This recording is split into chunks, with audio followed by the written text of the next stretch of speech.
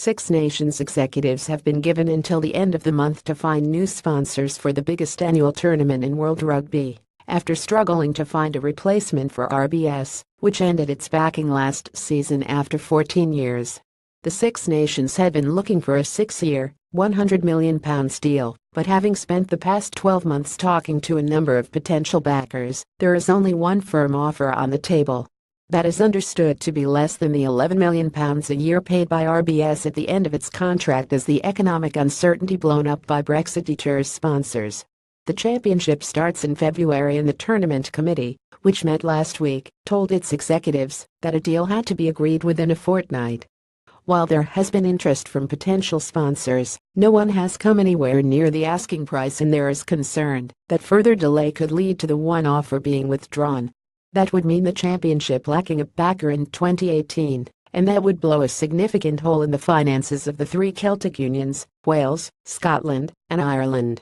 There are other hurdles facing the Six Nations.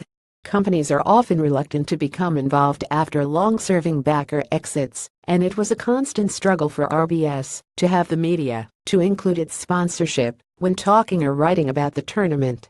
The market in sport has tightened after a period of boom.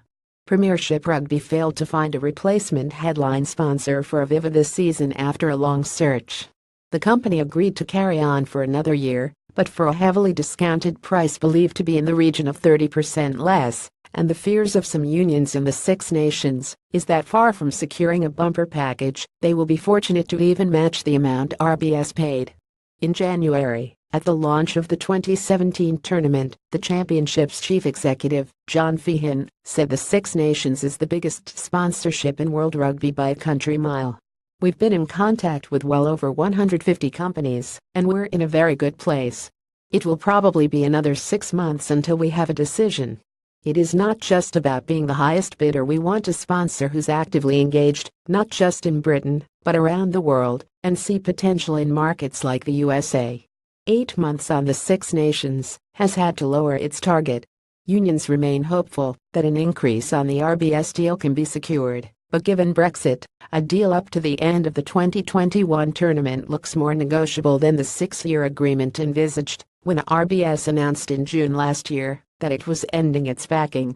Unlike the Premiership in England, matches in the Six Nations are televised live on terrestrial television, and in 2015 the combined TV and digital audience was 140 meters. Attendance figures topped 1 meter that year, and it was against that backdrop the Six Nations expected to secure a 50% hike in sponsorship. But with the financial services sector no longer a major player, because of tighter regulation and global brands not convinced about the value of a championship played in Western Europe, tournament executives have found it a tough sell. If no firm offer is forthcoming by the end of the month, the instruction from the committee is to accept the one that has been on the table for some weeks, even with the small drop in revenue it would bring.